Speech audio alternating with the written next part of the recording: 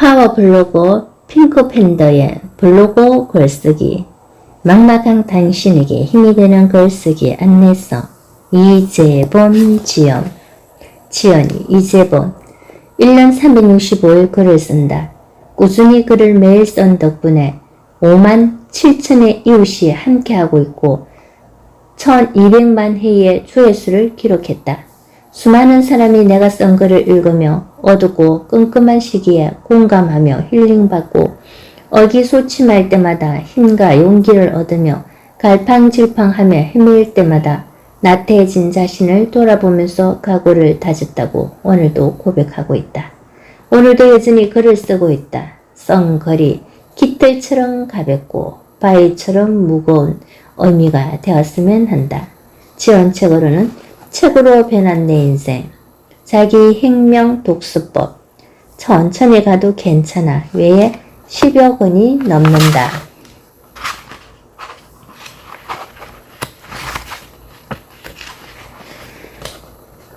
플로로그. 지금은 영상의 시대라고 말한다. 유튜브를 비롯한 영상이 대세다. 유튜브와 관련된 책이 수없이 쏟아지고 있다. 유튜브를 통해 스타가 된 사람도 많아졌다. 평범한 사람이 단박에 인기를 끌 수 있는 유튜브에 도전하는 사람이 많다. 블로그만큼 만만한 글쓰기는 없다. 영상이 대세이고 수많은 스타를 배출한 유튜브라지만 블로그를 좋아하는 사람도 여전히 많다. 유튜브와 블로그는 탄생 자체가 다르다. 유튜브는 누가 뭐래도 엔터테인먼트가 기본적인 요소다. 사람들을 재미있게 해주지 않으면 유튜브를 유지하기가 쉽지 않다. 블로그는 이와 달리 정보와 지식이 중요하다. 뭔가 거창해 보이지만 나라는 사람을 알리는데 블로그처럼 편하고 쉬운 매체도 없다. 유튜브는 영상이기에 편집의 예술이다. 촬영도 중요하지만 그보다는 편집을 통해 잘 전달되도록 해야 하고 구독자들이 재미있게 볼 수 있어야 한다. 블로그는 그렇지 않다. 아주 간단하게 글만 쓰면 된다.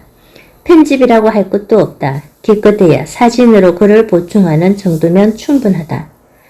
사람들이 영상만 좋아하는 게 아니다. 글을 좋아하는 사람도 아주 많다. 글을 쓰는 건 분명 쉬운 일이 아니다. 그러나 쉽지 않다고 못 쓰는 것은 아니다. 누구나 글을 쓸 수 있다. 잘 쓰고 싶은 욕심에 글을 쓰는 게 두려울 뿐이다. 묻지도 따지지도 말고 쓰면 된다고 말하고 싶다. 그런데도 글 쓰는 게 두렵다면 이 책이 큰 도움이 될 것이다. 시중에는 글쓰기와 관련된 책이 많다. 좋은 글은 어떤 것인지, 글을 잘 쓰려면 어떻게 해야 하는지 많은 책이 알려준다. 그러나 블로그 글쓰기에 관해 알려주는 책은 찾아보기가 어렵다. 나 같은 일반인이 글을 쓰기에 가장 좋은 매체는 블로그다. 전문 작가나 소설가처럼 문학 작품을 쓰는 게 아닌 나 같은 사람에게 블로그는 가장 최적화된 글쓰기 도구다. 유튜브가 인기 있다고 블로그가 사라진 건 아니다. 오히려 예전부터 더 많은 사람이 블로그를 하려고 노력한다. 최적화니 수익화 같은 말이 여전히 유행처럼 블로그들에게 다가온다. 그 모든 것의 출발에는 글쓰기가 있다. 글을 쓰지 않으면 블로그를 알릴 방법이 없다. 블로그뿐만 아니라 유튜브도 똑같이 글이 중요하다. 유튜브의 자막이 바로 글이다. 좋은 글을 쓰기 위해서 필요한 것이 무엇인지 아는 것은 중요하다. 그걸 몰라도 글 쓰는데 문제될 것은 없지만 이왕이면 글을 쓸 때 인지하면 더 좋은 글을 쓰기 위해 노력하게 된다. 지금까지 내가 블로그에 글을 쓰면서 깨닫고 노력했던 모든 과정이 이 책에 전부 담겨 있다. 이 책에서 소개하고 설명했던 그대로 노력했기에 더 좋은 글을 쓸 수 있게 되었다. 나뿐만이 아니라 많은 사람들이 내가 쓴 책을 읽고 블로그를 시작했다고 알려준다. 블로그를 어떻게 해야 할지 막막했는데 덕분에 즐겁게 블로그를 하고 있다고 한다. 이 책은 2016년도에 초반 출간된 블로그 글쓰기의 개정판이다. 당시 블로그 글쓰기를 내기 전 내 저서가 서너 권 있었는데 나는 그 후 10권을 더 냈다. 이토록 많은 책을 펴는 원동력이 바로 블로그였다. 블로그에 꾸준히 글을 올린 것이 내게는 가장 최고의 글쓰기 훈련이었다. 블로그는 내게 최고로 좋은 글쓰기 연습장이었다. 블로그 글은 그다지 많은 시간을 들이지 않아도 가능하다. 투자한 시간에 비해 가성비가 가장 최고인 글쓰기가 블로그 글이 아닐까 한다. 내 삶이 특별해서 글의 소재가 많았던 것도 아니다. 그저 내가 생각하고 느끼고 생활하고 깨달은 모든 것을 블로그에 남김없이 썼을 뿐이다. 그러다가 어느덧 네이버에서 파워블로그라는 인정을 받게 되었고 블로그에 쓴 글을 모아서 책도 냈으니 이보다 더 좋은 매체가 있을까? 많은 사람이 내게 글쓰기에 대해 자주 묻는다. 그에 답하기 위해 이 책을 썼다. 글은 얼마든지 쓸 수 있지만 블로그라는 매체에 맞는 글은 분명히 있다. 이왕이면 내가 쓴 글이 검색도 잘 되고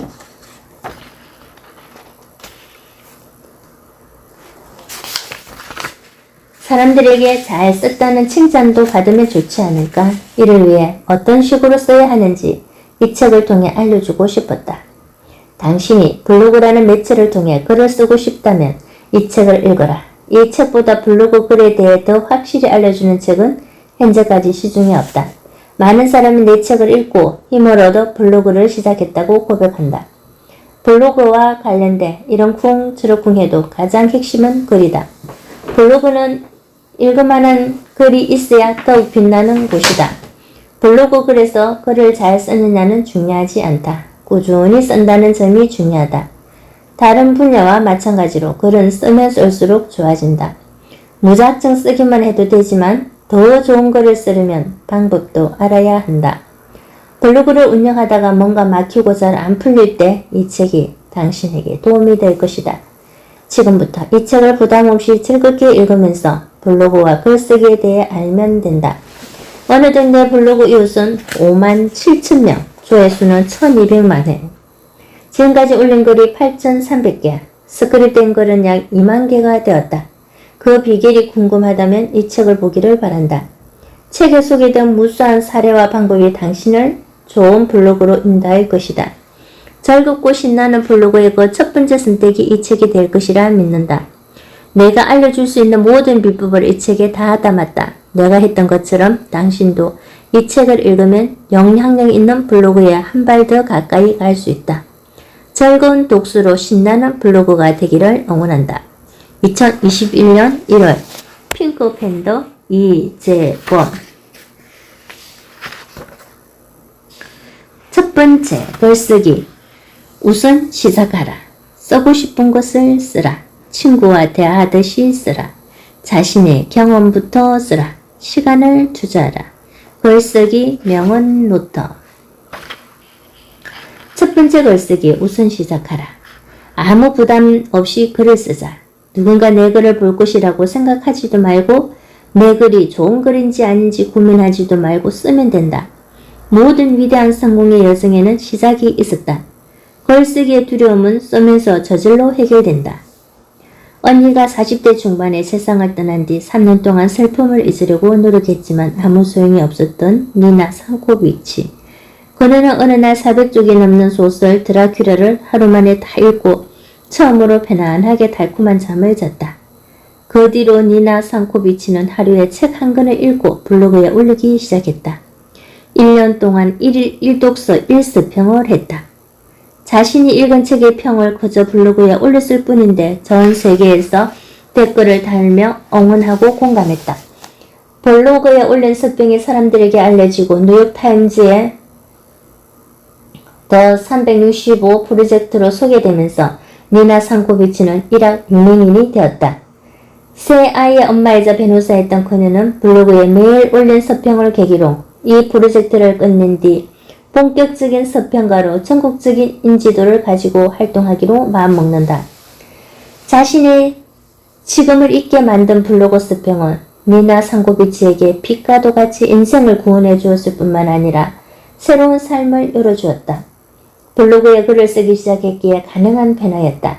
누구나 처음에는 블로그에 글 올리는 것을 어렵게 생각하고 두려워한다. 어디나도 한번 블로그에 글을 올려볼까 하고 마음먹지만 무엇을 쓸 것인지 막막하다. 괜히 부담감이 엄습한다.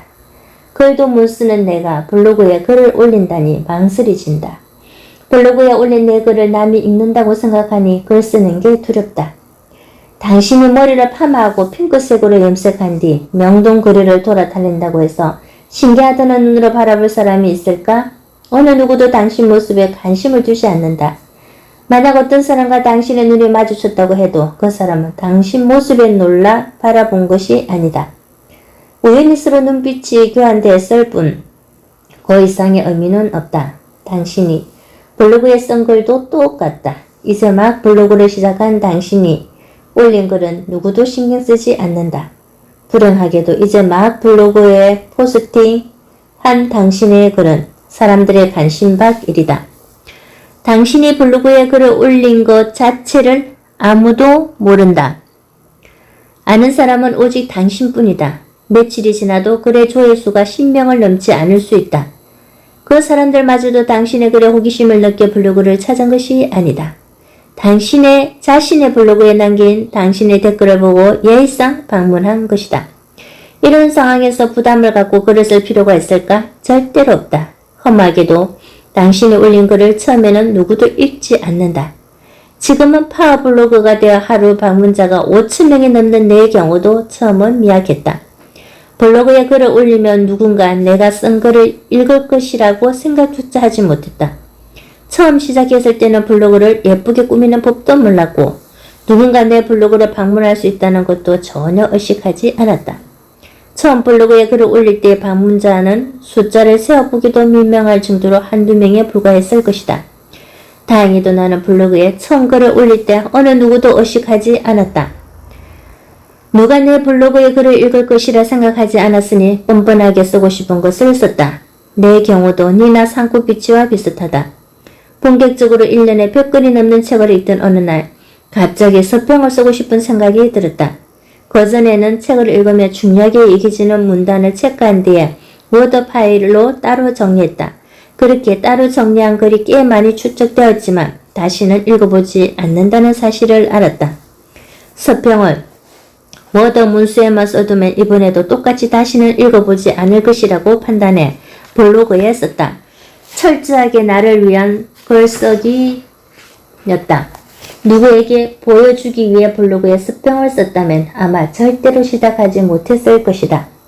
블로그에 스평을 쓴 지 벌써 몇 년이 지난 2013년에 나는 네이버가 공인하는 파워블로그가 되었고 다양한 분야에서 서평으로 영향이 있는 사람이 되었다. 그 시작은 블로그에 올린 서평, 즉 책 내용에 관한 내 생각을 담은 글이었다. 사실 글을 잘 쓴다, 못 쓴다 하는 평가 자체가 주관적이다. 모든 사람에게 칭찬받는 글은 없다. 모든 사람에게 칭찬받는 글은 독재 국가에서 독재자가 써놓고 칭송받을 때나 가능하다. 글에 대한 평가를 두고 당신은 이런저런 고민에 사로잡힐 수 있다. 어떤 형식으로 써야 좋은 글일까? 내용을 어떻게 구성해야 하나? 쉽게 잘 익혀야 할까? 이른바 좋은 글이라 평가받는 방법은 많겠지만 그보다 훨씬 더 중요한 전제는 바로 일단 써는 것이다.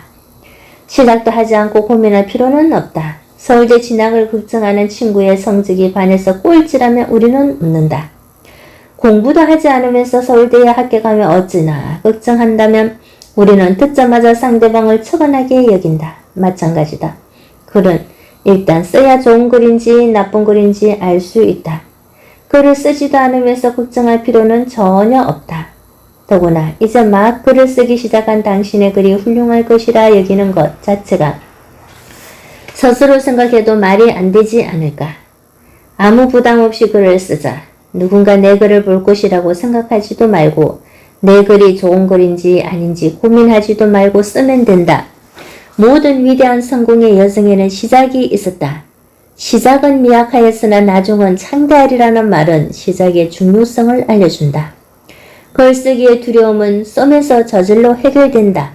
쓰지 않는다면 평생 글쓰기의 두려움에서 벗어나지 못하고 후회한다. 시도도 해보지 않고 노력도 해보지 않고 두려움을 가지는 것은 우스운 일이다. 하지 않은 것에 왜 두려움을 가지는가? 나 역시 이 책을 쓸 때 어떻게 시작해야 할지 고민이 많았다. 집필하려고 맘먹었지만 두세 달이 넘도록 차례도 구성하지 못했다. 겨우 차례 구성을 끝내고 난 뒤에 막상 쓰려고 하니 너무 막막해 썰 엄두가 나지 않았다. PC 앞에 앉아 자판을 두들겨야 하는데 몇 주 동안 그러지 못했다. 하지만 이 글을 읽는 당신이 하긴 했듯이 결국 쓰기 시작했다. 일단 시작하면 어떻게든 글은 나온다. 블로그에 글을 쓰는 것보다 부담없이 쉽게 할 수 있는 것도 없다. 창업을 하려면 아이템과 자본이 있어야 가능하다. 투자를 하려면 개별 투자에 대한 공부가 필요하다. 좋은 직장에 취업하려면 스펙을 쌓고 자신만의 변별성을 어필해야 한다. 이에 반해 글쓰기는 아무런 준비도 자본도 필요하지 않다. 필요한 것은 블로그에 글을 쓸 수 있는 도구면 충분하다. 이보다 쉽게 시작할 수 있는 것이 세상에 또 있을까? 절대 없다. 블로그 글쓰기는 시작만 하면 된다. 니나 상코비치가 블로그에 서평을 하루에 한 편씩 올리기 시작했을 때 지금과 같이 자신의 상처가 치유되고 새로운 인생을 살게 될 것이라 예상이나 했을까? 분명 그런 거창한 생각은 하지도 않았을 것이다. 나도 서평을 블로그에 처음 올렸을 때 지금과 같이 새로운 인생이 펼쳐질 것이라고는 꿈도 꾸지 못했다. 니나 상코비치뿐만 아니라 블로그에 글을 올린 모든 사람이 거창하고 원대한 계획을 갖고 시작한 것이 아니다. 아리스토텔레스의 명언 시작이 반이다를 기억하자. 블로그 글쓰기는 바로 아무 글이나 쓰는 것에서 시작된다. 못 쓴다고 주눅들거나 내용이 어슬프다고 자괴감을 가질 필요가 전혀 없다. 처음 시작하는 당신의 글은 그 수준이 맞다. 설마 당신 스스로를 톨스토이나 하루키라고 생각하고 있는가? 그게 아니라면 편하게 마음먹고 쓰라. 블로그 글쓰기를 시작한 당신에게 남을 것은 발전이다. 더 이상 바닥도 없는 상태에서 쓰는 글이다. 더 떨어질 곳이 없는데 무엇이 두려운가? 당장 쓰라. 첫 번째 글쓰기. 쓰고 싶은 것을 써라. 블로그를 시작하며 올리는 글은 다양하다. 정보를 전달하기 위해, 지식을 정리하기 위해, 제품을 홍보하기 위해, 일상을 기록하기 위해, 그리고 다른 여러 가지 이유로 글을 올릴 수도 있다. 수익형 블로그라는 말이 있다. 블로그가 수익이 된다는 의미다. 블로그에 글을 올려 돈을 번다. 어딘지 모르게 돈을 편하게 버는 느낌이다. 수익형 블로그는 마케팅 업체로부터 의뢰를 받고 포스팅, 즉 글을 게시한다. 사람들은 상품에 대한 정보가 없는 상태에서 다른 사람의 평가나 체험담을 읽고 그 상품에 관심을 갖거나 상품 전시장에 간다. 인터넷으로 정보를 검색하는 사람들은 대개 검색 상위권에 있는 블로그 글을 읽게 마련이다.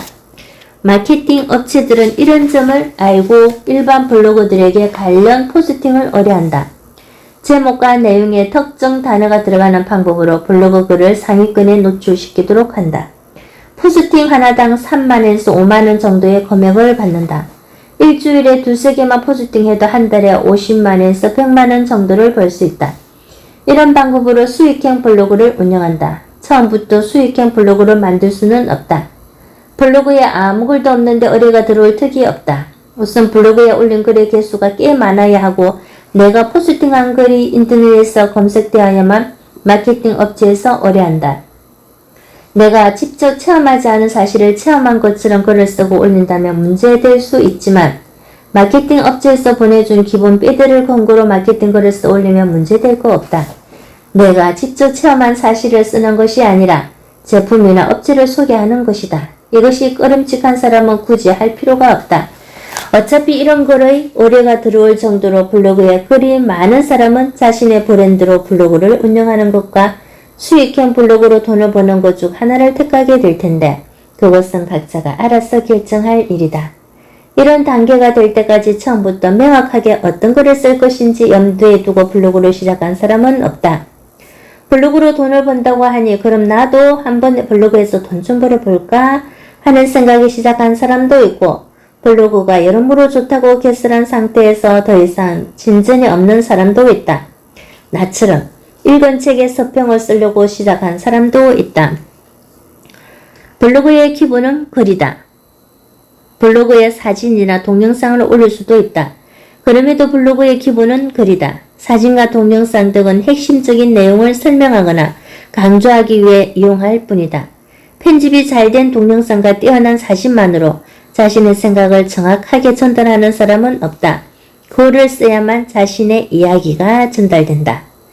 블로그는 인터넷을 뜻하는 웹과 항해일지나 항공일지를 뜻하는 로그의 합성으로 자신의 관심사에 따라 칼럼, 서평, 일기, 기사 등을 올리는 웹사이트를 말한다. 최초의 블로그는 1997년 미국에서 선보인 스크립팅 뉴스였다. 우리나라에서는 2002년 11월에 처음으로 상업 블로그 사이트 블로그co.kr이 개설되었고 2003년에 네이버, 다음 등 블로그 서비스를 시작했다. 지금 블로그는 개인의 출판과 방송, 커뮤니티까지 이루어지는 1인 미디어의 역할을 하고 있다.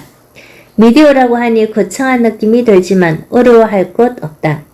케이블 TV 같은 방송 미디어를 보면 뉴스와 드라마뿐만 아니라 무한도전을 비롯한 예능 프로그램도 방영되고 장기 바둑 프로그램도 방영된다. 우리는 TV를 통해 뉴스 드라마뿐만 아니라 연예인의 신변 잡담이나 잡기도 시청한다. 재미있기 때문에 기꺼이 보는 것이다. 마찬가지로 블로그에는 자신이 하고 싶은 이야기를 하면 된다. 블로그를 일기로 활용해도 되고 블로그에 자신의 사업을 광고해도 된다. 내가 블로그에 쓰는 글도 얼마든지 누군가에게는 정보가 되고 재미있는 미디어의 역할을 할 수 있다. 글은 누가 억지로 시켜 쓰는 것이 아니라 본인이 쓰고 싶어서 쓸 때 자연스럽고 읽기에 편하다. 쓰기 싫어 억지로 풀어낼 때 글은 빡빡해지고 삐그덕거린다. 누군가 당신에게 돈을 주며 의뢰한 것도 아닌데 왜 쓰고 싶은 글을 쓰지 못하는 것일까? 사람들에게 인기를 끌고 조회수 상위권에 노출될 목적으로 쓰면 그럴 수 있다. 그러면 부담되고 짜증만 날 뿐이다. 쓰고 싶은 글을 써야 신이 나서 쓸 수 있다. 블로그를 오래 하고 이웃이 늘어나고 조회수가 올라가고 상위 노출도 되면 점차적으로 여러 마케팅 업체에서 글을 올려달라는 의뢰가 들어온다. 포스팅 하나에 몇만 원을 주고 상위 노출이 되면 추가로 돈을 입금해 준다는 매회가 쪽지가 날아온다. 본인이 마음만 먹으면 얼마든지 수익형 블로그를 운영하게 된다. 이런 것은 자신이 쓰고 싶은 글쓰기가 아니라 돈을 벌기 위한 글쓰기다. 직장에서 싫은 일도 억지로 하는 것은 월급을 받기 때문이다. 이에 반해 블로그에 올리는 글은 돈을 받는 것이 아니다. 그러니 아무 글이나 쓰면 어떤가? 달랑 사진 하나 올리고 오늘 여의도 한강 둔치에서 즐겁게 놀다 옴이라고 써도 된다. 즐겁게 여의도에서 놀았던 경험을 블로그에 남기는 것이다. 누군가 그것을 보고 나도 오늘 여의도에 있었는데 반가워요 하는 댓글을 남길 수도 있다. 글은 자신이 가장 잘 아는 것을 쓸 때 재미있고 쉽게 쓸 수 있다. 내가 근무하는 회사에서 벌어진 일을 나보다 잘 쓸 수 있는 사람은 없다. 내가 어제 본 드라마의 느낌은 나만의 것이다. 회사 근처에 오픈한 식당 정보를 누구보다 내가 먼저 블로그에 올린다는 사실만으로도 조바심이 나서 글을 서두른다.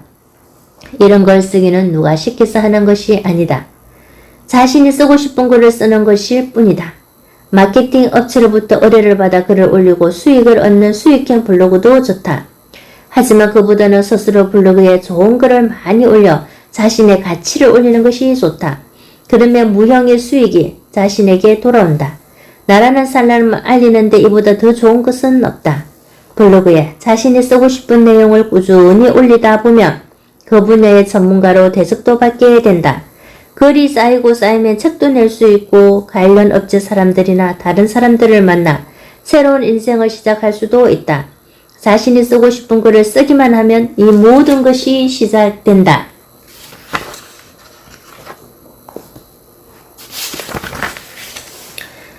글쓰기. 친구와 대화하듯이 써라. 고은은 태호가 아닌 다른 누군가가 읽어볼 것이라 생각하지 않고 자신이 하고 싶은 이야기를 편지에 썼다. 고우가 쓴 편지는 누구를 의식하지 않고 편안하게 동서에게 쓴 글이고 그래서 더욱 생동감 있고 꾸밈이 없는 글이 되었다. 고등학교 때로 기억하는데 한창 기타에 빠져 가요책을 구입해 열심히 코드를 누리며 노래를 부르던 어느 날이었다. 우연히 책 맨 뒤에 펜팔해요라는 페이지가 있는 것을 발견했다. 출판사에서 펜팔하고 싶은 사람들의 이름과 주소를 받아 책에 실은 것이었다. 많은 사람들이 이것을 보고 마음에 드는 상대를 골라 편지를 보냈다. 나도 호기심이 발동해 출판사에 내 이름과 주소를 보냈다. 그러자 생각지도 않게 꽤 많은 사람들에게서 편지가 왔다. 확실하지는 않지만 아마도 내 주소가 서울이라 전국에서 여학생들이 보낸 듯했다. 정성스럽게 한 글자 한 글자 꾹꾹 눌러 쓴 편지와 함께 종이항을 동봉해 보내오기도 했고 그 당시의 유행을 따라 껌종이로 직접 만든 책갈피를 보내오기도 했다. 편지 내용은 자신이 지금 어디서 무엇을 하고 지내는지 소개한 뒤 서울 생활은 어떤지 묻는 경우가 대부분이었다. 생판 모르는 타인에게서 받는 편지였지만 재미있었다. 상대는 얼굴도 성격도 모르는 나에게 하고 싶은 이야기를 편지로 써서 보냈다. 글을 잘 쓰고 못 쓰는 것은 중요하지 않았다. 얼마나 자신이 하고 싶은 말을 잘 전달하느냐가 핵심이었다. 그 중에는 처음으로 편지를 써서 보낸다는 사람이 많았다. 내 주소가 서울인 것이 그들의 관심을 끈 듯했다. 나는 몇몇 편지에 답장을 보냈지만 꽤 많은 사람에게서 편지를 받다 보니 나중에는 그냥 읽기만 하고 답장하지 않았다. 블로그에 글을 쓸 때도 이처럼 하면 되지 않을까? 불특정 다수에게 쓴다고 생각하지 말고 펜빨이라 생각하고 써보는 것이다. 블로그에 쓴 글은 불특정 다수에게 노출되지만 대체적으로 블로그 이웃들이 본다. 그들을 친구라 생각하고 쓰면 어떨까? 친구에게는 실수하면 어쩌나 하는 생각도 하지 않고 편안한 마음으로 입에서 나오는 대로 말한다. 무슨 말인지 알아듣지 못해도 괜찮다고 위로해주고 고주망태가 되도록 술을 마셔 행성술설해도 말없이 받아주고 애인과 헤어져 한탄해도 빙그레 미소 지으며 들어주는 친구. 나 앞에 친구가 있을 때는 어떤 이야기든 긴장하지 않고 떠들 수 있다. 친구와 이야기할 때는 시간 가는 줄도 모른다. 블로그에 쓰는 글도 이렇게 되면 하면 되지 않을까? 어떤 말을 해야 할지 무슨 말을 해야 할지 고민하며 친구에게 이야기하는 사람은 없다. 기쁨, 슬픔, 외로움, 즐거움 같은 것들을 혼자 떠들어도 좋다는 식으로 친구에게 털어놓지 않는가? 친구의 응답이나 현명한 해결책을 기대해서 그런 것은 아니다. 이야기하는 것만으로도 스스로 카타르시스를 느끼기에 그렇다. 블로그에 올리는 글은 친구에게 미주알, 고주알 틀어놓듯이 쓰면 된다. 빈센트 반 고흐는 살아생전 동생 테오에게 많이 의지했다. 테오는 고흐가 그린 그림을 사람들에게 알리는가 하면 고흐에게 생활비를 대주기도 했다. 비록 고흐는 자살로 생을 마감했지만 그의 그림과 편지는 책으로 출간되어 후세 사람들이 보고 읽을 수 있다. 고흐는 테오가 아닌 다른 누군가가 읽어볼 것이라 생각하지 않고 자신이 하고 싶은 이야기를 편지에 썼다. 고흐가 쓴 편지는 누구를 의식하지 않고 편안하게 동생에게 쓴 글이고 그래서 더욱 생동감 있고 꾸밈이 없는 글이 되었다. 다음은 반고흐가 쓴 편지 중 일부다. 이번에 내가 다녀간 것이 얼마나 기쁜 일이었는지 말해주고 싶어서 커피 편지를 쓴다. 꽤 오랫동안 만나지도 예전처럼 편지를 띄우지도 못했지. 죽은 더 무심하게 지내는 것보다 이렇게 가깝게 지내는 게 얼마나 좋으냐. 정말 죽게 될 때까지는 말이다. 산책을 자주 하고 자연을 사랑했으면 좋겠다.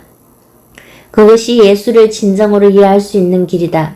화가는 자연을 이해하고 사랑하여 평범한 사람들이 자연을 더 잘 볼 수 있도록 가르쳐주는 사람이다. 이 사랑이 시작될 때부터 내 존재를 주저없이 내던지지 않는다면 아무런 성산도 없다는 걸 알고 있었다. 사실 그렇게 나를 던진다 해도 성산은 아주 희박하지. 주어진 기회가 많거나 적은 것은 내 능력밖에 일이 아니겠니? 내가 가장 불안하게 생각하는 점은 글을 쓰려면 공부를 더 해야 한다는 내 믿음이다. 제발 그러지 말아라. 내 소중한 동생아. 차라리 춤을 배우든지 장교나 서기 혹은 누구든 내 가까이 있는 사람과 사랑을 하렴. 한 분도 좋고 여러분도 좋다. 네덜란드에서 공부를 하느니 차라리 그래 바보짓을 몇 분이든 하렴. 공부는 사람을 둔하게 만들 뿐이다. 공부하겠다는 말은 듣고 싶지도 않다. 고흐는 자신의 내면에 있던 모든 생각과 감정을 찌끄기 없이 글로 풀어 편지를 썼다. 동생인 테오뿐만 아니라 여동생과 하가 고갱에게도 편지를 써서 자신의 생각을 알렸다. 고흐가 자살로 생을 마감한 걸 보면 내면에 엄청난 고뇌를 그림이라는 예술로 성화시켰지만 다 풀리지 않은 자잘한 부분은 편지를 써서 풀어내지 않았을까 싶다. 고원은 말년에 정신병원에 입원해 그림만 그렸다. 이때 그에게는 소소한 이야기를 하지 못하는 어려움도 있었을 것이다. 분명 고원은 동생에게 체면을 차리고 문법에 신경 쓰며 편지를 쓰지는 않았을 것이다. 이런 말이 상대방에게 상처가 되는 것은 아닐까 하는 생각조차 없이 썼을 것이다. 자신이 하고 싶은 이야기를 했다. 우리는 친구와 술을 마시며 속에 있는 이야기를 한다. 나도 모르게 말이 술술 나온다. 내가 이렇게 달변가였나? 자문하며 깜짝 놀랄 정도로 말을 잘한다. 논리적으로 이치에 맞는 말은 아닐지 몰라도 친구는 전부 알아듣고 맞장구를 쳐준다. 블로그에 글을 쓸 때는 가장 친한 친구를 떠올리며 그 친구에게 이야기를 한다고 생각하자. 어떤 사실을 친구가 잘 알아들을 수 있게 말하는 것처럼 쓰면 된다. 친구가 내 이야기를 건성으로 듣고 있으면 금방 눈치챌 수 있지만 그는 곧바로 피드백을 받기 힘들다. 그러니 처음부터 쉽게 쓰면 된다. 내가 하는 말이 어렵더라도 친구는 끝까지 들어줄 것이라 믿으며 쓰면 된다. 가끔은 내 글을 친구가 읽지 않았으면 할 때도 있다. 내 감정을 친구에게 알리는 것이 어색하다. 하지만 글을 쓰면 자신의 내면을 더 많이 알게 되고 알리게 된다. 친구가 놀릴까봐 두려워하지 말고 친구가 넓은 가슴으로 다 받아줄 것이라 믿고 쓰라. 그러면 실제로 친구가 내 글을 읽고 나서 나를 더 잘 알게 되어 기뻤다고 이야기해 줄 것이다. 아니면 블로그 이웃들의 댓글이 그럴 수 있다. 오글거리는 글을 쓰고 싶다면 애인에게 이야기하듯이 하면 된다. 권태기에 빠진 애인 사이가 아니라면 더없이 사랑스러운 글이 나올 수 있다. 글을 읽는 사람도 허무한 미소를 머금고 읽게 될 것이다. 헤어진 친구를 생각하며 쓰는 글은 또 다른 느낌이고 친구를 그리워하며 쓰는 글도 다르다. 몇 년 만에 만나는 친구를 생각하며 쓰는 글은 또 다른 뉘앙스를 풍길 수 있다. 친구를 떠올리며 쓰는 글은 그 친구의 성격에 따라서도 다를 것이다. 그런 친구들에게 말한다고 생각하고 글을 쓰면 훨씬 편하게 쓸 수 있지 않을까. 자신의 경험부터 써라. 글을 쓸 때 자꾸 내 이야기가 아닌 남의 이야기를 한다면 글 쓰는 게 재미도 없고 억지로 짜내게 된다. 이 책의 반 이상은 내가 한 경험으로 채워져 있다. 이 세상에 딱 한 명뿐인 내가 경험한 이야기여서 읽는 사람도 집중이 훨씬 잘 되면서 재미있게 읽을 수 있을 것이다. 글을 쓰는 나는 억지로 짜내지 않고 실제로 경험한 것을 떠올리기만 하면 되었다. 어떤 모임에서든 자중을 휘어잡는 이야기꾼이 있다. 무슨 이야기를 하든 사실인지 거짓인지 분간이 안 될 정도로 맛깔스럽게 하는 사람이다. 지금 하는 이야기가 자신 이야기인지 남 이야기인지 구분이 안 될 정도다 보니 듣는 사람들은 빵빵 터진다. 비록 그런 이야기꾼에 비견할 바는 못 되지만 사람들은 집중을 받는 방법이 있다. 바로 내 경험을 이야기하는 것이다. 사람들은 그 누구도 겪어보지 못한 내 경험한 이야기에 관심을 가진다. TV 예능 프로그램에서 출연자들이 재미있는 에피소드를 이야기할 때면 꼭 자신의 경험한 일이라고 하면서 서두를 시작한다. 나중에 자신의 경험이 아닌 타인의 경험으로 밝혀져도 자신이 실제로 경험한 것처럼 썰을 풀어내니 듣는 사람 입장에서는 몰입해서 들을 수밖에 없게 된다. 듣는 사람 입장에서도 내 친구가 한 이야기인데로 시작하는 것과 내가 겪은 일인데로 시작하는 것은 엄청난 차이가 있다. 현재 대한민국 최고의 예능이자 MC 자리에 있는 유재석이 오래도록 무명 아닌 무명의 시절을 보냈다. 그는 대학 개그제에서 쌍여상을 받은 뒤 이런저런 프로그램에 출연했지만 카메라 울렁증이 있던 그의 개그맨 자질이 의심될 정도로 개그마저 썰렁했다. 그는 심하게 자책했고 이대로 연예계를 떠나야 하나 고민도 했다. 그런 그에게 빛과 같은 프로그램에 등장했는데 그것이 바로 서세원 쇼의 토크박스 코너였다. 몇 명의 출연자가 자신의 경험담을 풀며 그 중에 가장 재미있게 한 출연자가 우승하는 프로그램이었다. 토크박스에서 유재석은 자신의 경험담을 맛깔스럽게 이야기했다. 이때부터 유재석은 투각을 나타내기 시작했다. 그 뒤로는 다들 알다시피 대한민국 최고가 되었다. 미국 사람들이 가장 두려워하는 것 중 하나가 대중 앞에 나서서 연설하는 것이다. 청중 앞에 나서서 말하는 것은 결코 쉬운 일이 아니다. 그러나 자신의 이야기라면 떨리더라도 끝까지 말할 수 있다. 머리가 텅 비어 아무 생각도 나지 않은 상태가 된다고 해도 할 말은 있기 마련이다. 매일경제, TV, 머니 채널의 부자가 되는 20분이라는 프로그램에서 출연 요청을 받은 적이 있다. 20분 동안 투자에 대한 이야기를 나 혼자 떠들어야 했다. 카메라를 응시하며 투자와 관련된 이야기를 하는 것이라 생각하고 자리에 앉았다. 처음에는 방송 특성상 내가 떠들고 싶은 대로 떠들면 나중에 그쪽에서 20분짜리 동영상으로 편집할 것이라 생각했다. 그러나 그게 아니었다. 정확하게 20분 길에 맞춰 이야기해야 했다. 그것도 처음에는 투자와 관련된 이야기를 하면 된다고 생각했는데 부동산 위주로 이야기하라는 주문을 받았다. 순간적으로 정신이 아득했다. 알았다고 대답한 뒤 의자에 앉아 카메라를 응시하며 이야기를 시작했지만 시간이 지날수록 점점 머릿속은 백지 상태가 되었다. 카메라를 응시하며 열심히 이야기하는 내 모습은 카메라 옆 TV 화면을 통해서도 볼 수 있었지만 정작 무슨 말을 하고 있는지 몰랐다. 더구나 방송에 나갈 내용은 사전 검토가 이루어진 뒤 작가와 함께 구성할 것이라 생각했는데 평소 TV를 너무 많이 봤나 보다. 전화통화에서 담당 PD는 준비할 거 없이 방송국에 와서 하고 싶은 이야기를 하면 된다고 했다. 그래도 준비를 해야 할 것 같아 방송에서 이야기할 내용을 A4 용지에 반장 좀 작성하다가 바쁜 일이 있어서 포기하고 곧장 방송국 카메라 앞에 서게 된 것이었다. 아무런 준비도 없었고 예상과는 다른 내용으로 이야기가 흘렀다. 스튜디오 안에는 카메라 기사와 조감독만 덩그러니 있었다. 내 이야기에 누구도 반응을 보이지 않았다. 카메라 기사는 나를 찍기 바쁘고 조감독은 자기 할 일로 바쁘고 그 밖에 제작진은 스튜디오 밖에서 녹화 작업을 하느라 바빴다. 시간이 가면 갈수록 허공에 대고 이야기하는 느낌이 점점 강하게 들면서 나는 누구인가, 여기는 어디인가 하는 잡념마저 들 정도였다. 내가 무슨 이야기를 하는지도 모르는데 갑자기 조감독이 칠판을 들더니 5분 남았다는 신호를 보냈다. 마무리를 해야 했다. 진짜로 20분만 녹화하고 끝낼 줄은 몰랐다. 어떻게 마무리했는지도 모르게 녹화는 끝났다. 다 끝내고 나서 다시 찍기는 했다. 고맙습니다 하고 인사할 때 너무 고개를 빨리 숙였다며 천천히 숙여달라는 요청에 그 장면만 다시 찍었다. 모든 녹화를 끝내고 집으로 돌아오면서 자괴감이 이루 말할 수 없었다. 그런데 완성된 녹화 화면을 보니 그래도 할 말은 다 했다. 그 이유가 바로 내 경험을 이야기했기 때문이다. 남의 이야기가 아닌 내가 직접 경험한 이야기를 했기에 머릿속이 하얗게 되어 아무 생각나지 않았어도 망치지 않을 수 있었다. 준비도 필요 없었고 꾸며서 이야기할 필요도 없었다.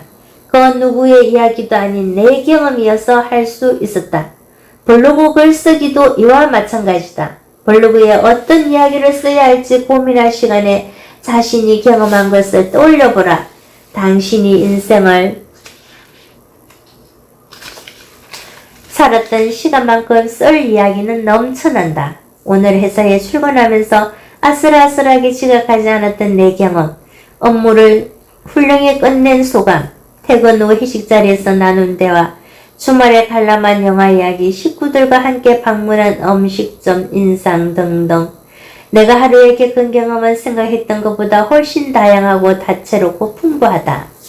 내가 지금까지 꾸준하게 블로그를 할 수 있었던 원동력은 서평을 쓰는 곳이었다. 책을 읽고 나만의 감상과 깨달은 바를 가감없이 솔직하게 서평이라는 형식으로 블로그에 올리니 어떤 글을 써야 할지 고민할 필요도 없었다. 책을 쓴 저자의 이야기가 아니라 책을 읽고 난 내 경험을 썼기에 많은 사람이 좋아해 주었다.